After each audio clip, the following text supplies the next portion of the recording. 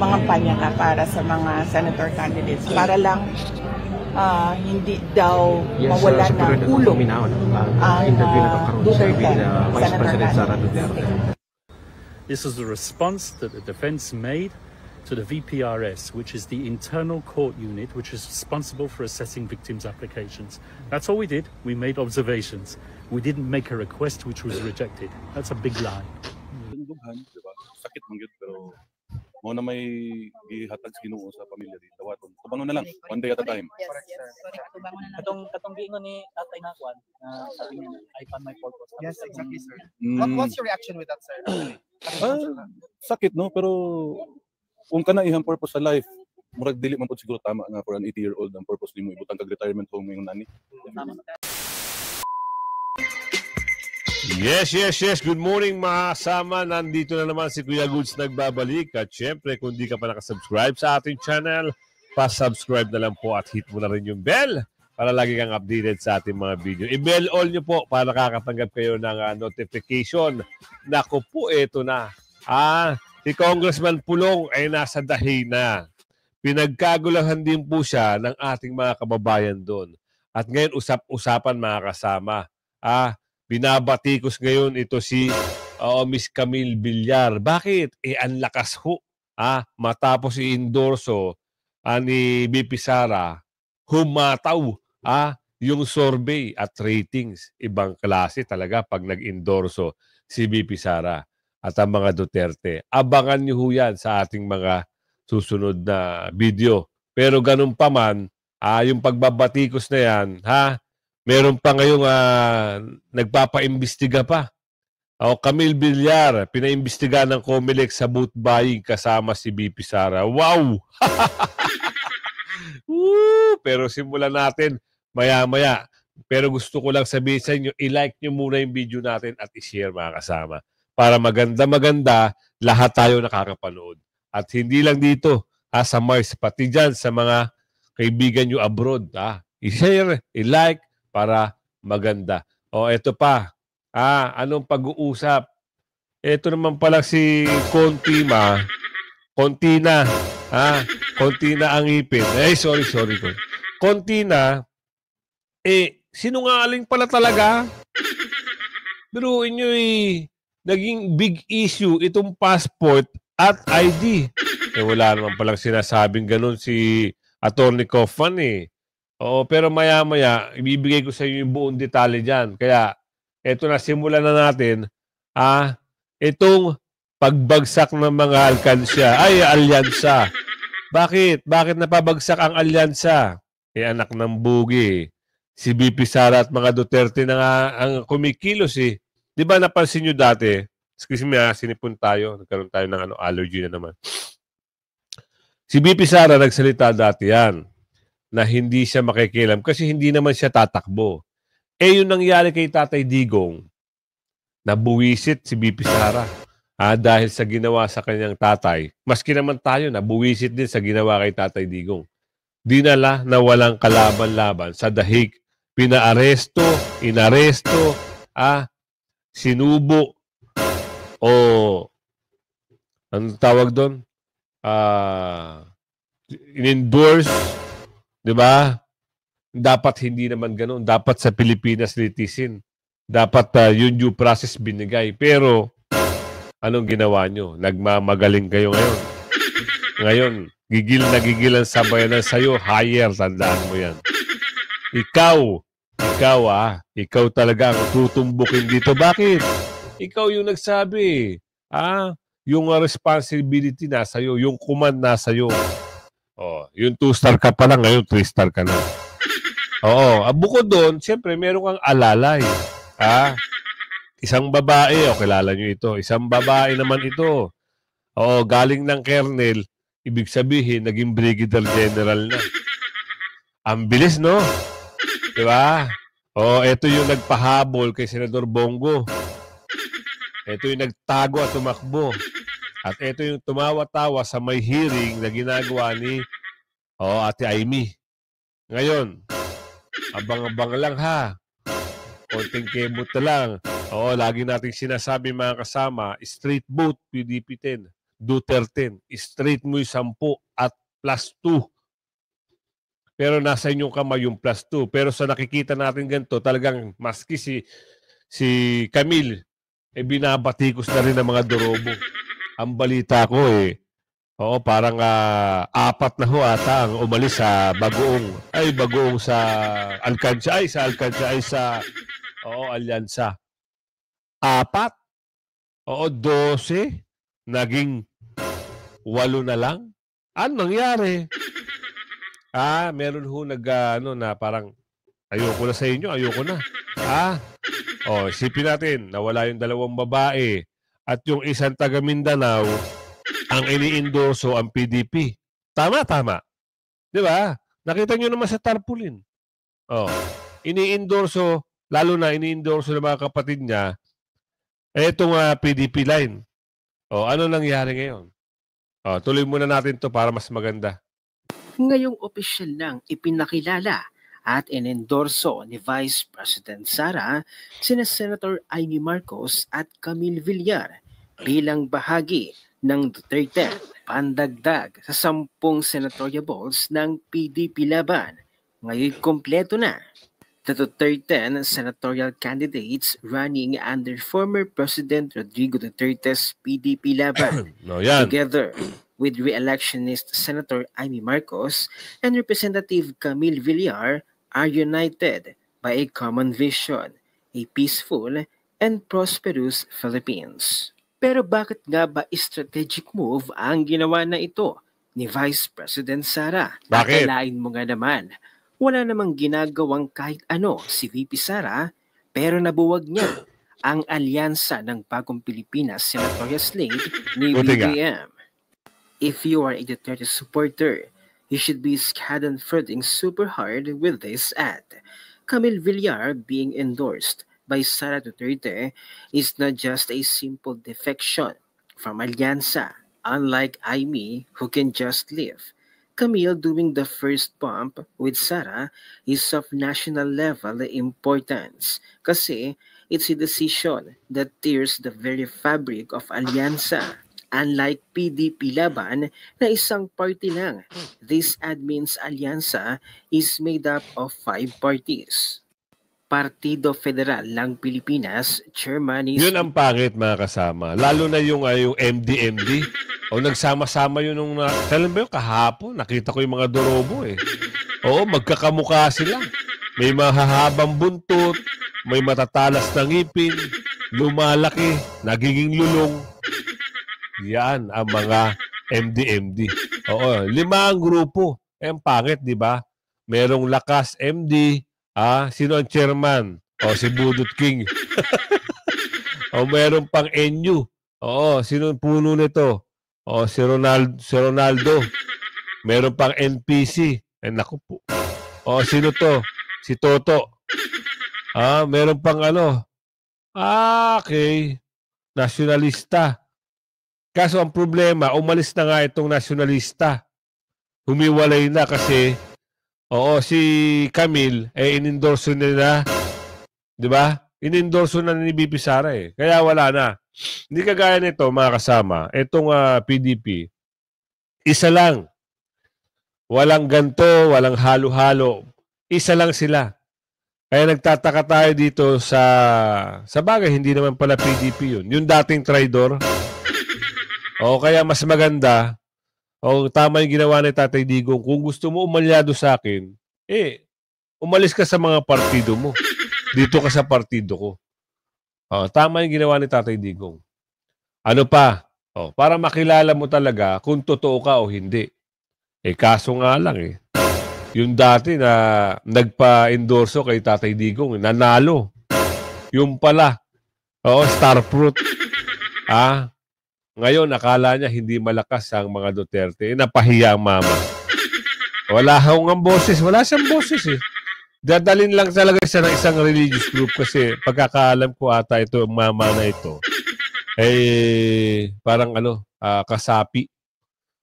Pero ganun pa man, naku, hati ang boto sa'yo, hindi ka mananalo star fruit. Pero pag dinala ka, sinulid ka ng mga mga mga kasama mo o ka-member mo, baka.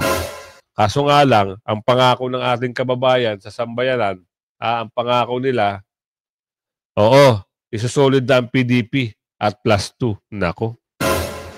Diba? BBM, lakas CMD Chairman is Mag Revilla, NUP Chairman is Ronaldo Puno, NPC Chairman is Tito Soto, and of course, Nationalista Chairman is Cynthia Villar. President is Manny Villar. Hindi lang isang senator ang nakuha ni Sara. Basically, parang it's an entire party. It's like Alianza's one limb severed. Because Nationalista also has congressional candidates, Ryan Recto of Batangas, Eric Buhain of Batangas, etc. And NP has been designated as a dominant minority party. Hindi lang ito, para maliwanagan kayo. Ano yung, ewan ko kung ito yun bibigay ko na lang sa inyo, intindihin nyo na lang. Ito yung, kung ito yung inendorso niya si BP Sara, ay si Camille, baka ito. Kung hindi naman, hanapin ko maya-maya. Pero merong pronouncement si BP Sara dito, maganda, makinig kayo, pakinggan nyo mabuti, para matauhan, lalo na yung alkansya, sa susunod, huwag nyo nang gagawin sa mga Duterte yan dahil ang lakas, ang bango ng pangalan Duterte sa buong Pilipinas. Ewan ko lang sa inyo. Survey tayo mga kasama Kayo ho ba, sa lahat ng mga dumurobo kay BP Sara o lahat ng mga pumirma para ma-impeach si BP Sara, sa tingin nyo, mananalo pa? Oo. Pag kayo alam nyo na itong taong ito ay pumirma sa distrito nyo, ay wag na ho kayong wag nyo na ho iboto. Diba? O ito, bigay muna natin yung kay BP Sara. Paglabas ko ay yung ginawa nila kay Pangulong Duterte. Yun. Kaya pala lumabas. Kaya pala lumabas si BP Sara. Oo, kasi ayaw niya nga 'di ba mag-endorso. Ayaw niya mag-endorso kasi malayo pa ang 2028. So, ang ginawa niya dahil nangyari kay Tatay Digong, lumabas siya. Ngayon inendorso niya na lahat ng mga PDP line. Sa campaign na ito, ginawa mo naman yun. Pero nangyari yung kay Pangulong Duterte. Gusto ko na makuha yung reaction niyo sa sinabi ni Congressman Ortiga na kaya daw na nag-endorse kayo para makakuha nakakampi sa Senado para sa impeachment hearing. Anong masasabi mo doon? Hindi ko naman masabi kung ano yung preparations ng mga abogado sa impeachment. Pero nung pag-uwi ko galing The Hague ay nag-meeting kami dahil isa din yun sa mga inaasikaso ko. At sinabi nila that they are more than confident in winning the impeachment trial, impeachment case. So, yan lang yung masasabi. May iba pa po kayo na ikatilo? Members of the Congress are also saying that this is your political move. Any comment? Hindi ba kasi ang nag-trigger ng paglabas ko ay yung ginawa nila kay Pangulong Duterte at yung ginawa nila na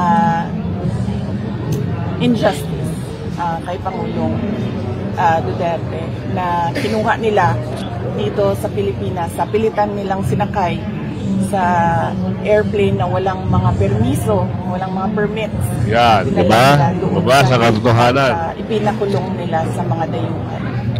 So kung makita nila, nagsabi naman ako na hindi ako kasali sa campaign na ito, ginawa ko naman yun. Pero nangyari yung kay Pangulong Duterte at nagkausap kami doon sa Hague at sabi niya wala na ako, so pwede bang tulungan mo yung mga senators? So sabi ko oo, kaya ko yan gawin dahil nagawa ko naman yan noong 2016, 2019, 2022. So it's nothing different ngayon except that nadagdagan siya nung pagpapasalamat sa mga tao dahil sanabi ko nga napakalaki ng suporta ng sambayanan kay Pangulong Duterte at ang daming Kung makita ninyo sa mga paglibot namin, ang daming umiiyak at nagsasabi na ibalik dapat ang dating Pangulo dito sa Pilipinas. Ma'am, Last question. pag-address talaga, ma'am, yung talaga yung nagpabago ng puso at desisyon mo really to campaign for candidates po. That triggered to really your, the change of heart, change of mind to endorse candidates. Yes, ma'am. Opo. Kasi nung una, sinabi ko nga, hindi ako sasali sa election na ito. Hindi naman ako kandidato ngayong election na ito. Wala namang presidential elections na darating na malapit na. Malayo pa naman yung presidential elections. Ang aking impeachment, sinasabi ng mga lawyers, they are more than confident na mananalo sila sa impeachment. Ako naman, I am most confident with the lawyers working on my impeachment case. So, yun lang. Kinuha nila, sinasabi ko nga, it was called extraordinary rendition in international law. Kinuha nila ang Pangulo, sa pilitan nilang dinala sa ibang bansa. At doon nagkausap kami, sabi niya, wala na ako, hindi ako makakampanya, so pwede bang mangampanya ka para sa mga senator candidates para lang hindi daw mawala ng ulo ang Duterte, Senator Duterte. Ayan mga kasama ha. At sana kahit hindi makakampanya si Tatay Digong dahil nasa dahig siya, ikampanya pa rin natin. Pero nakikita ko naman yung kasipagan nyo, lalo na sa dahig at yung pag-share ng video, lalo na yung mga OFW, yung mga group, nakasali po ako dyan, nakikita ko, talagang kinakampanya ng ating kababayan si Tatay Digong ang PDP laban o Duterte, maski si Tatay Digong at si Mayor Baste at Kong Pulong, nakikita natin talagang mahal na mahal ng taong bayan ang mga Duterte. Kaya sa tulong ng pagkakampanya nyo online, nakikita natin na talagang malakas ang pangalan Duterte. At siyempre yung mga tatakbo na kandidato ni Tatay Digong. So ito na. Binatikos sa pinaimbestigahan ng COMELEC daw, di umano. Itong vote buying. Wow! Saan ka nakita ng vote buying kay Bibi Sara? Ang galing nyo Mga bintangero kayo Wala kayong mga saysay. Puro kayo bintang na bintang. Eto, panood natin. Just in. Nakatakdang padalha ng COMELEC Committee kontra Bigay si senatorial candidate Camille Villar ng show cause order upang pagpaliwanagin sa di umano'y vote buying na maaaring kinasasangkutan ni Camille Villar sa isang pagtitipon sa Imus, Cavite. Ayon kay Committee on Contra Bigay Head Teopisto Elnas Jr., bibigyan siya ng 3 araw upang ipaliwanag na hindi vote buying ang kanyang ginawa. Si Camille Villar ang kauna-unahang kandidato na hahainan ng show cause order patungkol sa vote buying. Pero mga kasweet, nagkataon lang ba vote buying investigation laban kay Camille Villar ilang araw matapos ang pag-endorso ni Vice President Sara? Ito lang masasabi natin dyan. Dahil nakita nila na inendorso ni BP Sara itong si Camille Villar, gagawa sila ng paraan para hindi manalo, para ma-disqualify. Pero hindi papayag ang kampo ng mga Villar dito sa mga Dorobo. Di ba? Vote buying, yung harap-harapan sa Batangas at Laguna hindi nyo binigyan ng show cause order. Dahil ba sumanib sa mga Duterte, gagawa nyo na naman ng kwento? Kung pwede lang magmura dito, mumurahin. Anak kayo ng bugi, Ang kukulit nyo talaga. Kayo talaga sisira ng bayan. Di ba? Aalis si Miss Camille Villar kasi hindi niya nagugustuhan ang ginagawa ng mga Dorobo. Pupunta siya sa tamang landas.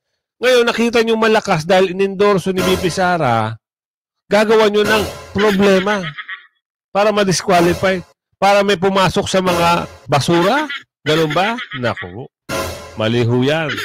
Mama, ikaw nga taga-milik-milik.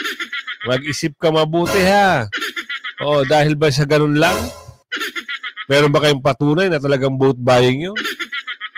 Oo, yun talaga, namimigay ng pera sa Laguna harap-harapan, sa Batangas. At yung sa Laguna, nangako. Dito may video ba kayo na namigay ng pera? Na kayo ng tipaklo. Easy ka lang, huwag ka masalita, huwag siya malita ng bad words. Tuloy natin. Tapos ang pag-anunsyo ni Vice President Sara ng kanyang buong suporta sa kandidatura ni Camille Villar kasabay ng iba pang PDP laban bets at kay Senator Amy Marcos, agad naman pumutok ang balita na iimbestigahan si Camille Villar ng Commission on Elections sa umano'y vote buying sa Cavite. Sa gitna ng kontrobersiya, sariwa pa ang pahayag ni Vice President Sara tungkol sa kanyang suporta.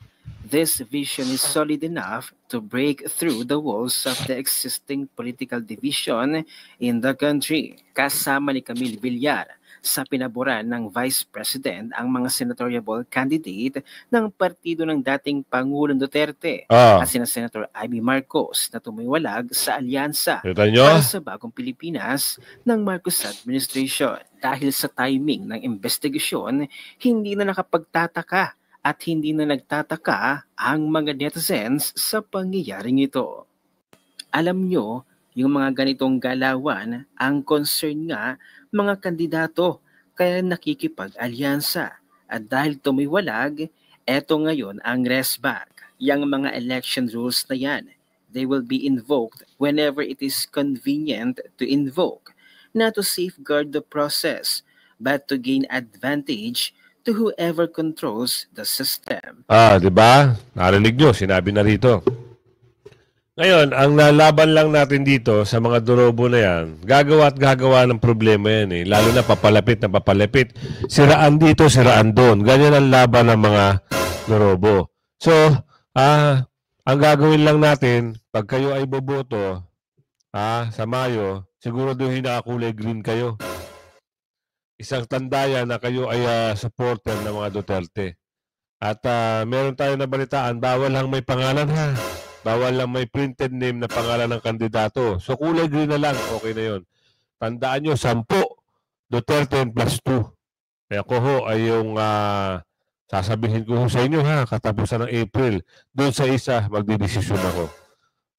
Aalamin natin mga bagay-bagay kung talaga bang karapat-dapat. Kasi kung magpapatawag pa sila ng isang session na hearing at merong makukontempt, mas lalakas ang panawagan para talaga iboto ito si Super Ate. Pero ganun pa man, eto na.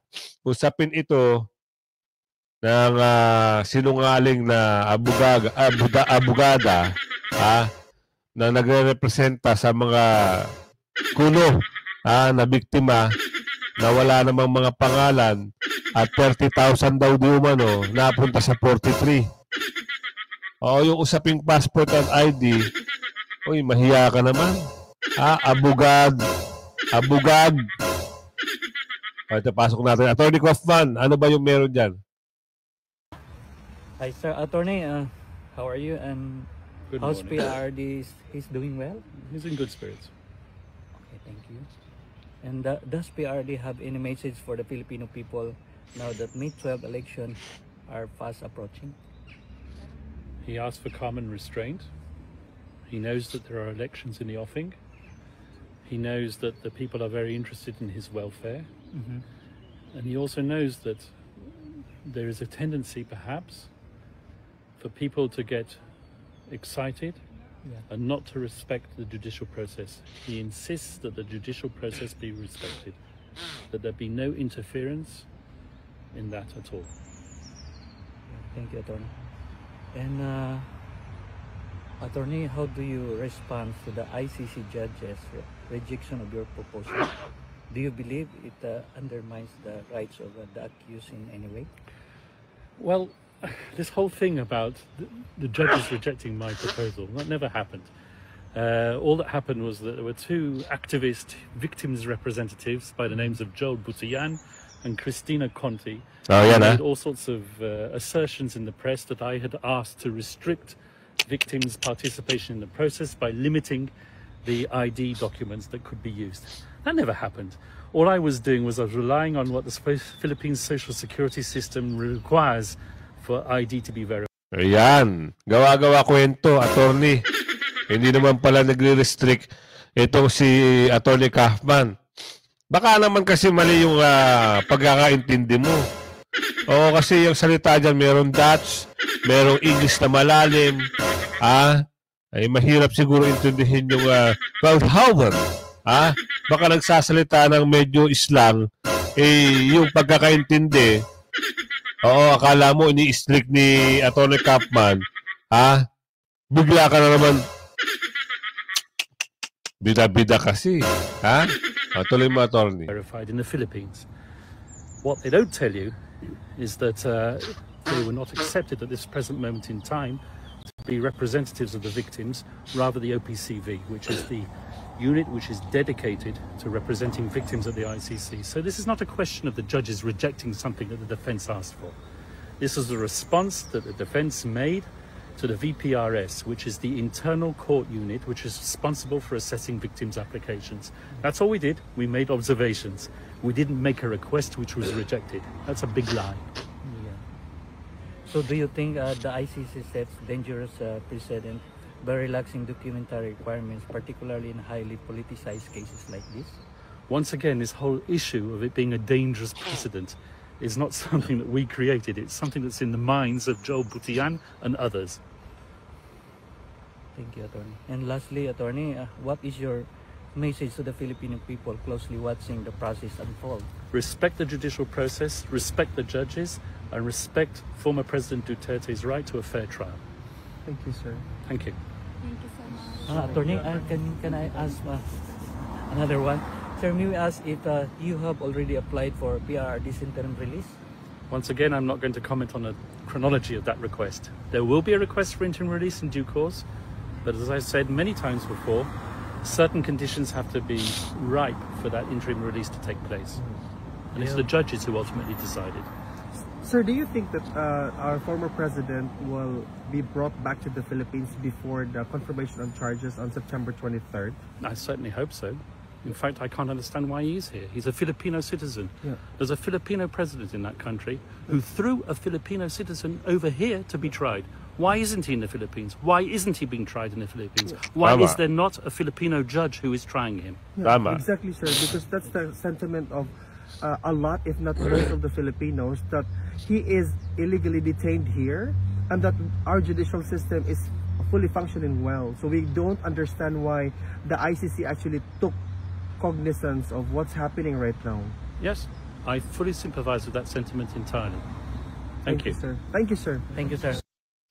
Narinig nyo kung ano yung sagot niya doon kay Konti. Konti. Ano? Konti. Sino ba yung babae na yan? Kilala nyo ba yan? Pahiya eh.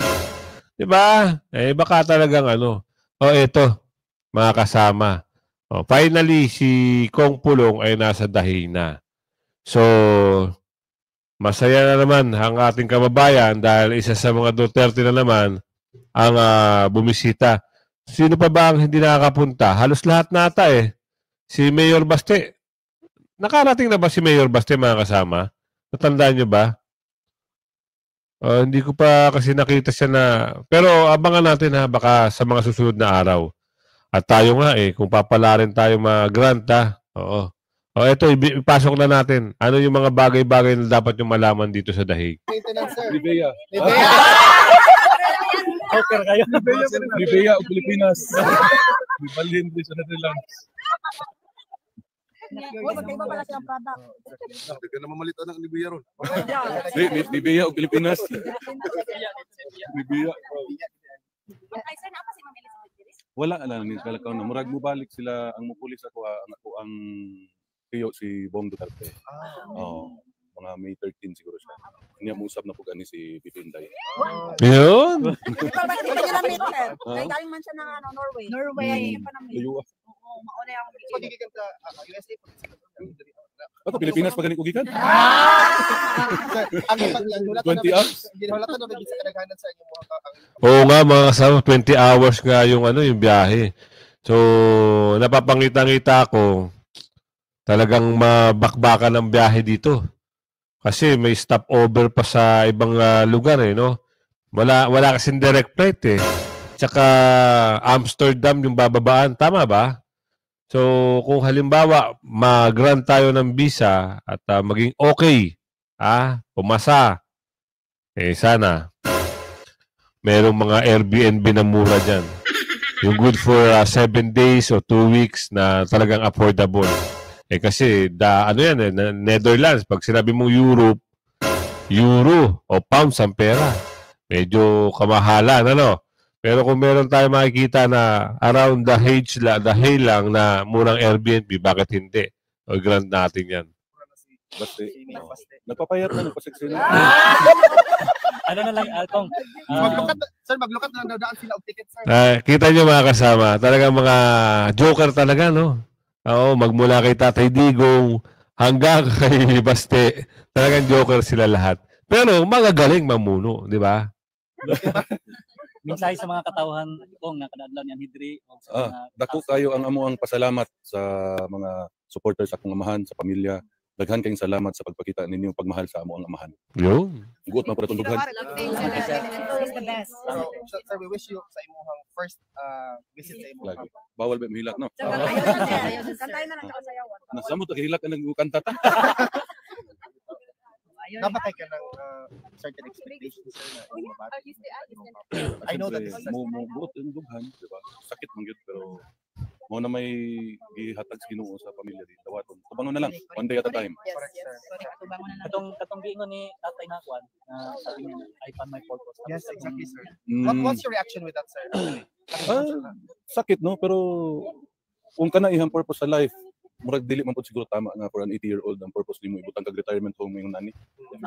Retirement home na lang ko tawag ani. Yes, una lang nato itawag sir, di man po nato matawag na detained yun siya kay dili pa siya accused. So, Di pa siya convicted. di po siya convicted sakto, sir. Sige lang, all in God's time. Wag gyud undang among pag-ampo para sa kay former president sa inyong Salamat. family, sir, of course. Salamat kayo. Naara gyud mi diri ang Tay, may ilhan na to sa tibok kalibutan ani. Sige, Tago. kami gyud mulat-mulat diri, sir. O bitaw pag naog na ako nakakahalo og mas. Ilhan ng gapon. Dili, sir, ilhan gyapon kay sa kutis pa lang murag ari gyud. Naloko na. Kaloko na. Artista na siguro tayo. Kamalbaan na ba mga tao, sir, kay mura ba sila gihatagan og a little bit na pagsayaw. Oy. Sa viral yun. Ha? Sa viral yun. Oh, ginahan man ko sa akong katbang. Awal mag-istorya kay Oh. Ayan, no? Napakasimple ng mga Duterte. Talagang yan ang hinahangaan sa mga Duterte.